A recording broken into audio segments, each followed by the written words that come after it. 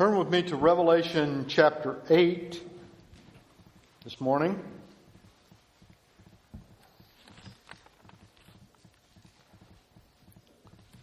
We started talking about the first three trumpets last week.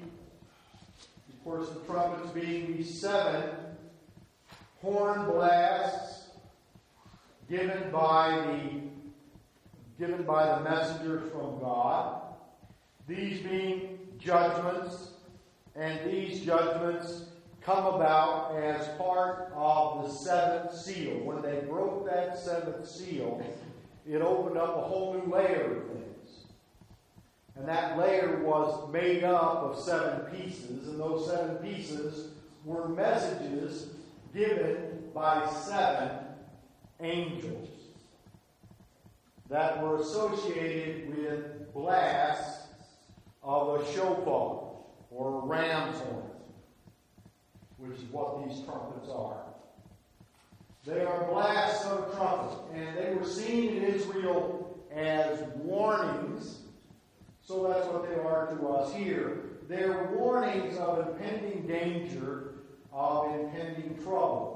So as he got to the 7th seal revealed these 7 trumpeters, and they were prepared to give their message early on in chapter 8.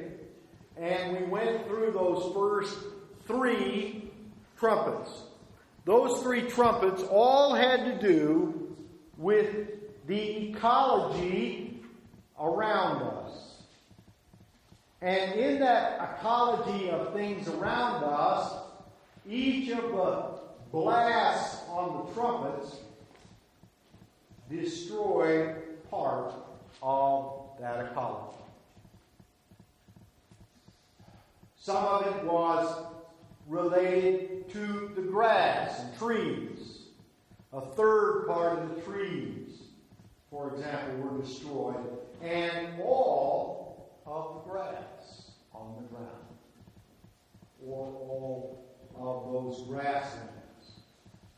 And we talked about the fact that these things would have dire effect on mankind and how they would live. We also pointed out that as far as we know, these things have not happened to this point.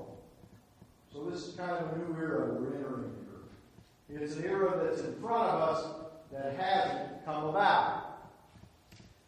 We also saw that a third of the waters of the sea were destroyed, and a third of the ships on the sea by that second blast of the trumpet. And in the third one, the rivers of water, the freshwater supplies, suffer the same fate. Again, one third. Now, of course, as we get into the 4th trumpet, we will find that we could read commentaries which puts all of these first 4 trumpets well in the past. Okay, we're going to see one of those interpretations today. Placing everything in the past. And in essence, taking the metaphor or the symbol far beyond what it says on the page or text of Scripture. Now, I'm an engineer in my other life. I'm an engineer. And my engineering mind doesn't allow me to take it too far from what the page says. In other words, I'm not going to speculate too far or get too fanciful in my interpretation here. All right? And let me just give you some examples of what I'm talking about. Now, I read after several commentators, and I usually appreciate their comments, and they add to my understanding of a passage. One of those is Albert Barnes, and he wrote Barnes Notes, if you've ever seen those. And this is what he says about the fourth trumpet. Well, let's read the passage first. Revelation chapter 8. Let's go down to verses 12 and 13 of chapter 8. And the fourth angel sounded, and a third part of the sun was smitten, and a third part of the moon, and a third part of the stars. So as a third part of them was darkened, and the day shone not for a third part of it, and the night likewise. And I beheld, and I heard an angel flying through the midst of heaven, saying with a loud voice, Woe, woe, woe to the inhabitants of the earth, by reason of the other voices of the trumpet of the three angels which are yet to sound. Okay. So we have the fourth angel's message, or the fourth trumpet, and its message. And then we have three more trumpets to follow. And that's what's talked about in these two passages. Let's talk about this sun and moon and stars being darkened. Albert Barnes, who seems to see this as a from a historical perspective, finds fulfillment of this fourth trumpet in a fellow by the name of Ottokar. How many of you have ever heard of Ottokar? Okay. Well, he was king of Italy in about 469 AD. And at the end of his reign, Ottokar, or during his reign, was about the time that the German tribes started to overrun parts of Rome and the Roman Empire. And this great light of the Roman Empire was reduced because the western part of the empire was darkened. We went into the Dark Ages. So Barnes and others would interpret this as the great light of this world empire was darkened by a third, by the Germanic tribes and the troubles that went on around those times of this king Ottokar. So Ottokar's reign is the fourth trumpet. Okay. As I said, I'm an engineer. Now, I read this passage, and I don't see anything about a king named Ottokar, nor the Roman Empire in this passage. So, my natural inclination is to reject that interpretation. But I just thought I'd tell you it's there. I read after another author who thought that the fourth trumpeter, or the fourth message, not the message itself, but the fourth trumpet was Peter Waldo. Who all knows who Peter Waldo is? Okay, I know who Peter Waldo is. You ever heard of the Waldensians? Okay. Well, Peter Waldo kind of founded the movement that became the Waldensians. And Peter Waldo is this fourth. Again, I don't necessarily see it. The Waldensians, they're important people in the history of the church. But I don't necessarily see this fourth messenger as Peter Waldo. And it's not for you younger people, it's not the person of Where's Waldo.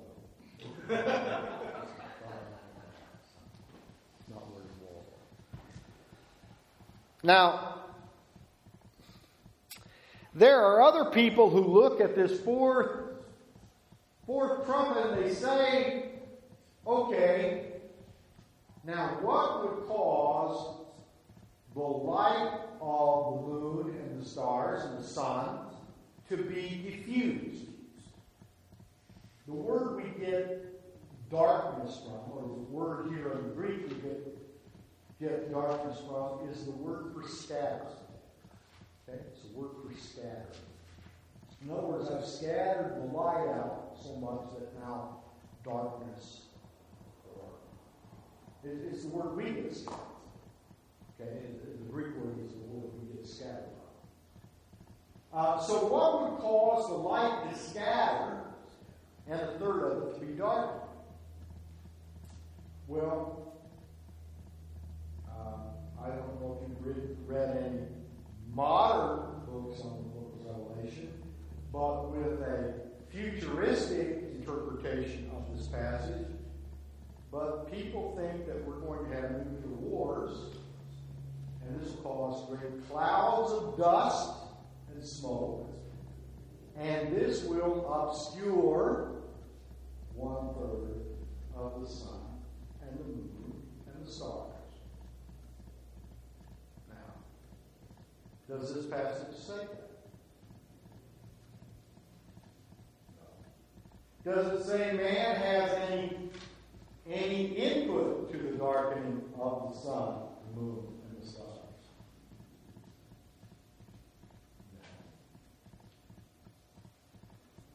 No. Now, I've talked about things that, at least that I cannot see in the text, being related to the passage that people have interpreted this. What I will have you remember is that this is a prophetic writing specifically put in symbols, which we might call apocalyptic writing. We see this writing some in the book of Ezekiel, especially in the book of Daniel, and here in the book of Revelation. We got wild and crazy symbols, and sometimes we know what they mean, and sometimes we don't. Okay? Now, what I personally believe is, if it says here that this angel's message is that at some point the earth will be darkened by the sun being partially obscured, darkened, moon being partially obscured and darkened, and the stars being partially obscured and darkened, at least the third part of them, as it says here. I tend to take that as literally as I possibly can, unless I'm given indication in the text to do something different. All right? So, now is it impossible for God to darken the sun, the moon, and the stars? No, it's not. In fact, it's happened. It's happened in the past. In fact, it's happened in the book of Revelation already. In the sixth seal, for a period of time, all light from the sun, the moon, and the stars goes away. All right? Now, are there other times? Turn with me to Exodus chapter 10.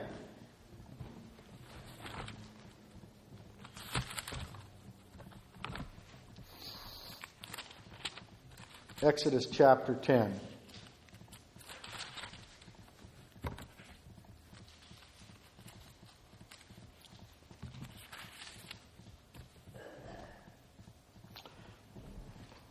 And verse 15, for they covered the face of the whole earth. This was talking about locusts. So that the land was darkened, and they did eat every herb of the land, and all the fruit trees with the hail that the hail had left. And there remained not any green thing in the trees, nor any herbs in the field, throughout all the land of Egypt. So, can the land be darkened? And of course, this is by God's hand, the locust flying over Egypt. It darkened the sky, and there was darkness. Okay? All over the land. So it can happen. What happened when Jesus Christ was on the cross and he died. What does it say about that? In Matthew 27, verse 45, now from the 6th hour there was darkness over all the land until the 9th hour. Darkness. This is during the daytime. Okay, Christ dies and there's darkness for 6 hours. So this is not impossible. It is something that God can initiate. And it can take place without the hand of man. Okay? Very simple. And it's not unique. This isn't the only unique situation in which there's been darkness which cannot be explained by human means. Now, let me tell you something else we know about this, because I turned to this Exodus passage. We've had 4 trumpets. They've taken place. 3 of these 4 trumpets have very similar plagues to them mentioned in the book of Exodus, right around this chapter 10. We've already seen the darkness one. If we were to go back there, we would find, and let me see if I can quote. I found this on the web, and I thought it was very interesting. This was from BibleGateway.com. It says, 3 of the 4 judgments echo the plagues of the Exodus, preceding the giving of the law at Mount Sinai. Hail, in connection with the first trumpet, is found kind of similarly in Exodus chapter 9, verse 23. The sea turning to blood in the second trumpet, compared to Exodus 7, verse 20 through 21. And again here in that Exodus chapter 10 passage we just read, we have darkness of the 4th trumpet. Now, I don't know how many of you have studied the plagues in Egypt. There's 10. There's 10 or so. Each of these plagues represent an attack on the gods of Egypt. Okay? You know, they had gods for natural things. The sun, the moon, the stars, etc. Each of the 10 plagues in Exodus represent 10 things that they worship. So when we get here to Revelation and we see similar plagues associated with the people at this end time through these 7 trumpeters, we perhaps could speculate, this is speculation that I would take because it's a natural progression of things. These things that happen in the trumpets are attacks on the gods of the age in which these trumpets are blown. Now, and I'm not saying that that's our present age, because I don't know when it is. Okay? I know it's the future. I don't know when it is. But I will say this. There is a lot of movement. We call it being green. In which we are very interested in the sun. There is a lot of interest these days in astrology and the signs of the gods.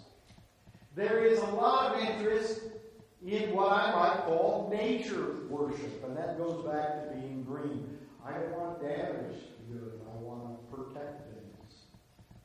I want to make more green trees.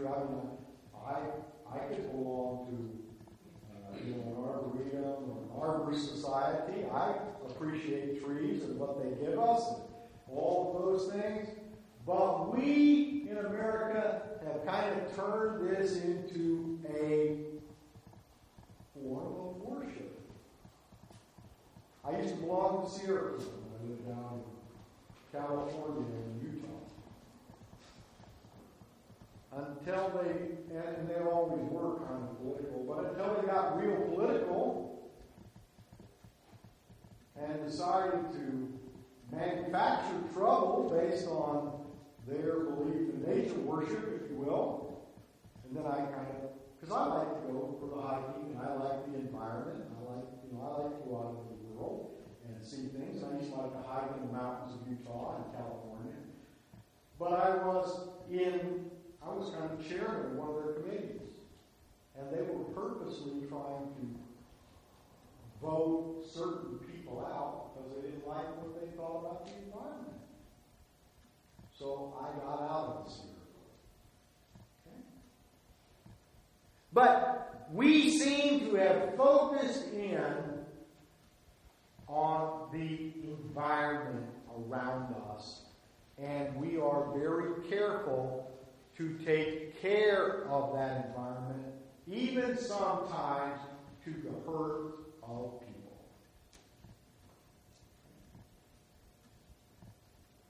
And do I need to go to PETA? PETA loves animals.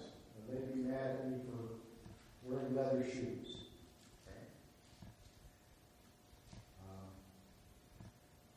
And they would get mad at if they could express their full opinion that eating meat's a problem too. Because they look at animals the same way that I look at human beings. Okay? So there is this movement toward ecology and toward all of the things around us, and a form of worship around them. Could these judgments of the seven trumpets be related to the gods of the people at the time these trumpets blast? And I think the answer is yes. All right. Now we've talked about the first four trumpets. We're going to see in verse 12 that the focus changes. We had the environment under scrutiny in the first four. But the last three trumpets are pointed out with a special designation. Special designation. And we see that, of course, in verse 12. Let's take a look at that again. And the fourth angel sounded, verse 13, And I beheld and I heard an angel flying through the midst of heaven, saying with a loud voice, Woe, woe, woe to the inhabitants of the earth by reason of the other voices of the trumpet of the three angels or messengers which are yet to sound. What is woe?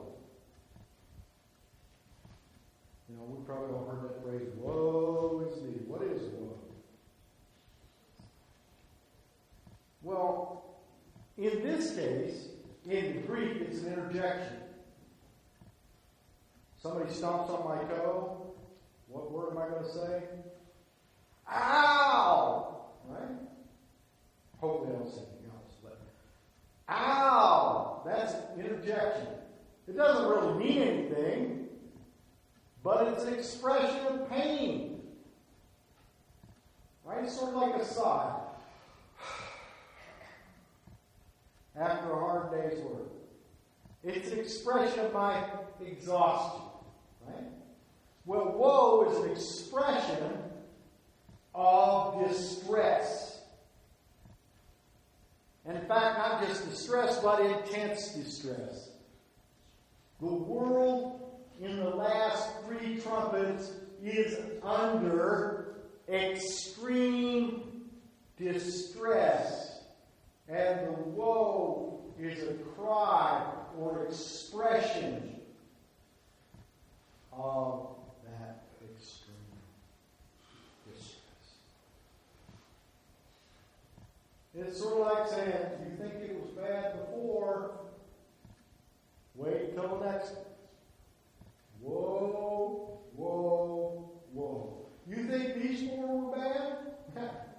You've got 3 more coming up that are going to be working. It is an expression of the nature of these next 3 trumpets.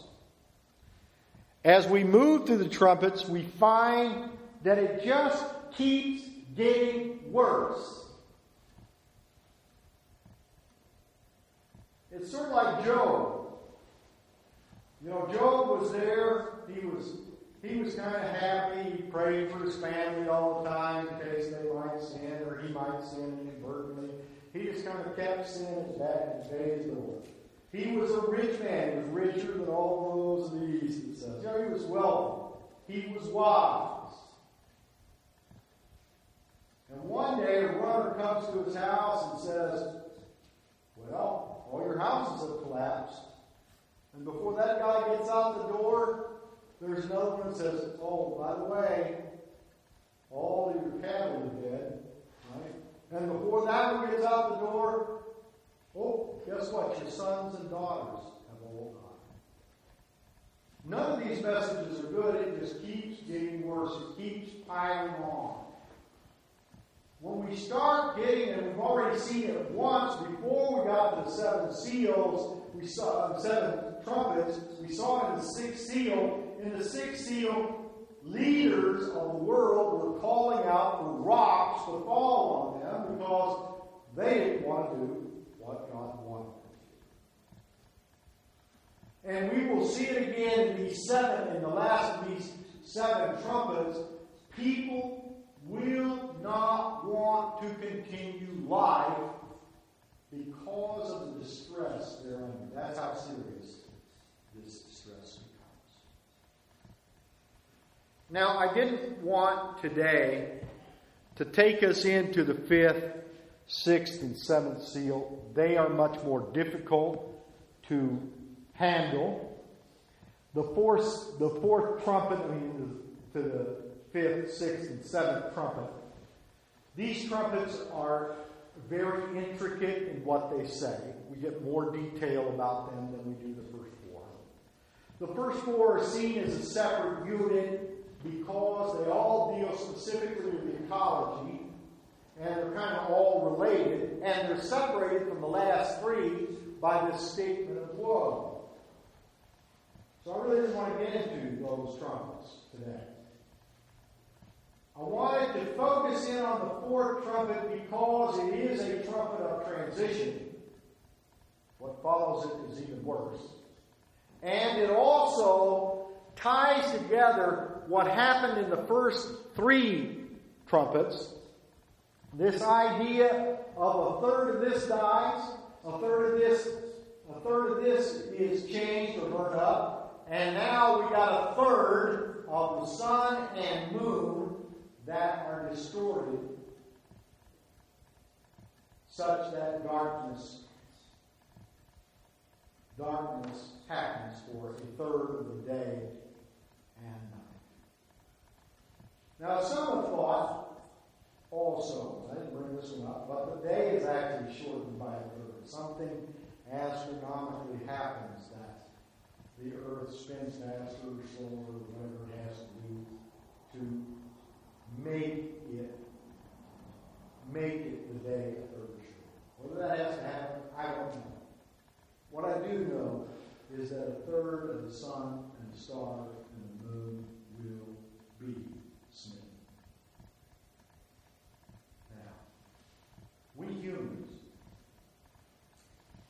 we depend on 24-hour days. Now, people in Alaska might debate with you. You know, if you're in Fairbanks or something, it's closer to 6-month days than 6 months out. But believe me, they still depend on the fact that the rest of the United States and the rest of the world has 24-hour days. If we have a third less sunlight, think about a growing season. We down in Texas here grow great tomatoes. Right? There are certain times of the year, at least my mom used to say. And we grow a lot of things that they can't grow in northern climates.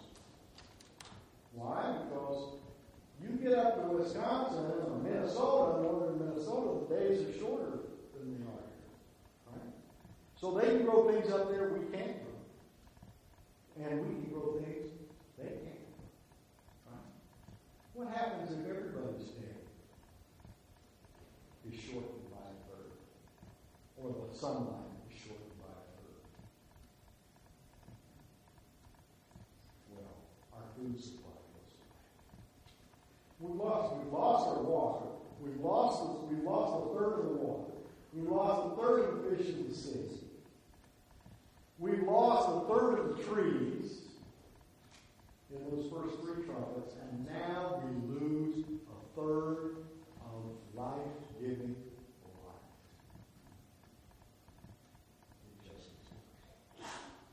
And what can we learn from this? I think there are several things we can learn. First of all, just because a commentator or someone else gives us a fanciful interpretation, don't jump off the deep end of it. But you don't have to understand. You know, Daniel wanted to know the interpretation of some of the things he saw.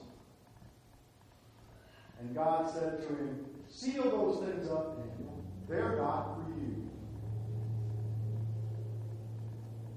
Therefore, the people, those things I'm revealing are destined for. In other words, Daniel, you just write down what you saw and don't worry about it because you are not understanding. Okay, I can read these four trumpets and not worry if my understanding of them are perfect because they may not be for me. If they were, they'd be perfectly clear. So these four trumpets, while they're important, while I see them as future events, and while I think that clearly my ignorant mind says, just when it says a third of the trees are gone, then a third of the trees must be gone. That's just the way my mind works. A equals B, then if A equals B and B equals C, then A must equal C. That's the way my mind works. So if a third of the trees are pictured as gone, guess what? A third of the trees are gone and I don't see them.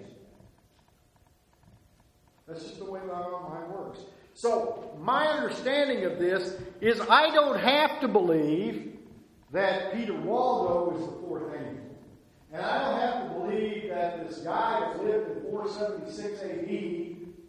was the person who took away a third of the light of the world because part of the Roman Empire was destroyed.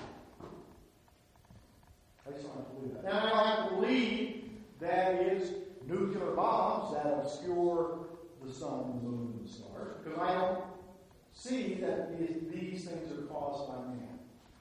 What I can do is I can look at this and I can understand the fact that what these things represent is a destruction of life and culture and the way we live as we know it through God's judgment of mankind.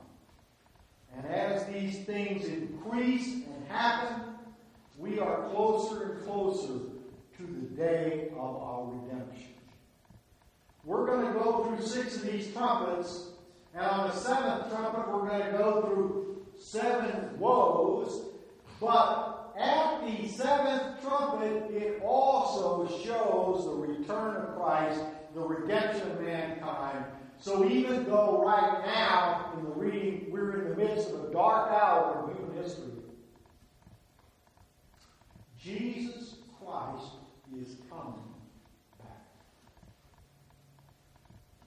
And He will solve all of our problems. So, as I said, first of all, I don't think we need to worry about fanciful interpretations of the book of Revelation. Number one. Number two, I think that in chapter 4 and other places, we have the people of God calling for judgment upon the earth, and judgment upon those who have persecuted them. I think that's what we're seeing here in these 7 trumpets. I think that this is a fulfillment of the request of God's people. And we should be happy about that. Now, should we be happy about disaster? No. I still get amazed when I watch the news about this disaster that's happening in Japan. I guess I just spoke a week or so ago. I said there were 16,000 dead. It's now up to over 10,000. There's still 17,000 people missing. Okay? That's just horrible. I can't imagine it. Okay? That's hard for me to imagine. It's hard for me to fathom. It's hard for me to not feel something for those people. Okay? I feel it. And I don't joy and relish in the fact that these 7 trumpets will happen. But they are the judgment of God upon the earth because of sin. I see people, I've even got a friend who on Facebook has started to trumpet, talk about the disaster in Japan, how horrible it is, and gosh, we should all repent or likewise perish. It's like he's reveling in the suffering of these people. I just can't do that. I just can't do that. It's a hard thing. These are not pretty pictures, but that's something the Bible tells us. It tells us the truth, whether it's in pretty pictures or not. It presents what's going to happen next as 3 woes, 3 distressful events. It doesn't call them joyous events. It calls them distressful events. But it tells us about them anyway.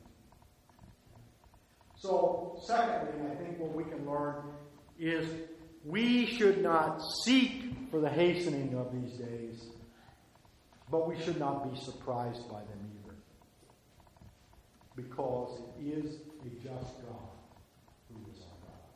And they do move us a peg or 2 closer to the return of Christ and the redemption of all of mankind.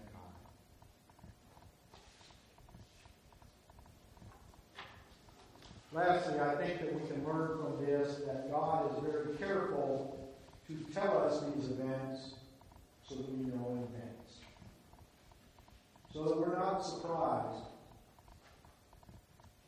by the woe and the destruction and the horror which awaits out here in the future. Think about it. Think about if you worship Buddha or one of the Hindu gods, or you worship the planet and its ecology.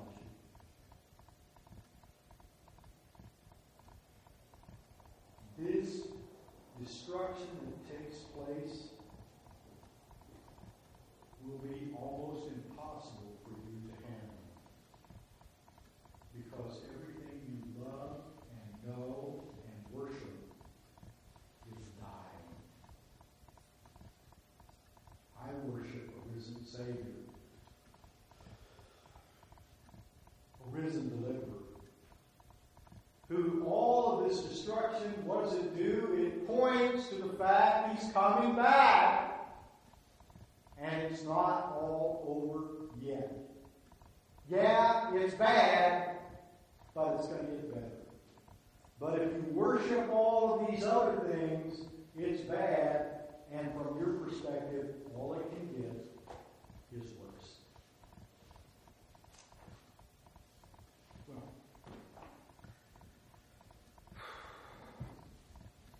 that's what I got for you today. Sister 9.